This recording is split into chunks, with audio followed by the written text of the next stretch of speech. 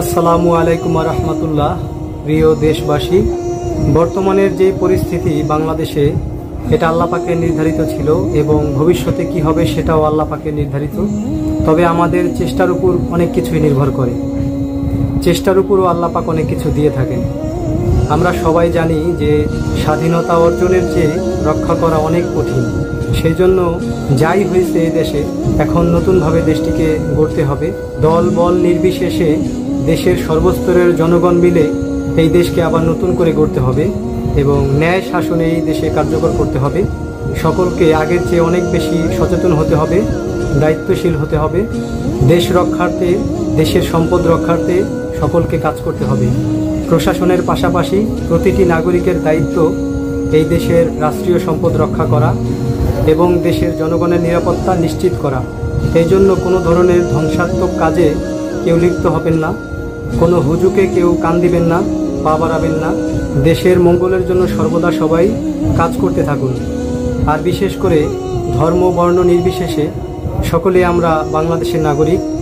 এই জন্য কোনো ধর্মের উপরে প্রতিহিংসা করবেন না, কোনো দলের উপর প্রতিহিংসা করার দরকার নেই। এই মুহূর্তে দরকার সুশাসন। কোনো ধরনের রাষ্ট্রীয় সম্পদ আপনারা অপচয় করবেন না, ধ্বংস করবেন না, কারণ এগুলো আমাদের সম্পদ। নতুনভাবে সরকার গঠন করার পর এই সম্পদগুলো আমাদেরই কাজে লাগবে। এই জন্য কেউ কোনো সম্পদ আপনারা নষ্ট করবেন না, ধ্বংস করবেন না। সকলের প্রতি আকুল আবেদন রইল আমার। দলবল নির্বিশেষে দেশের স্বার্থে কাজ করবেন সবাই। ছাত্র জনতা, সাধারণ জনতা, সর্বস্তরের বাংলাদেশের জনগণ মিলে আজকের এই স্বাধীনতা অর্জন করেছে। এই স্বাধীনতাকে বিফলে যেতে দিব না আমরা। এই শপথ আমরা প্রত্যেকেই করব, দেশ রক্ষার্থে, দেশের সম্পদ রক্ষার্থে এবং দেশের জনগণের নিরাপত্তা নিশ্চিত করার জন্য। এই জন্য সবাই একটু সচেতন হবেন।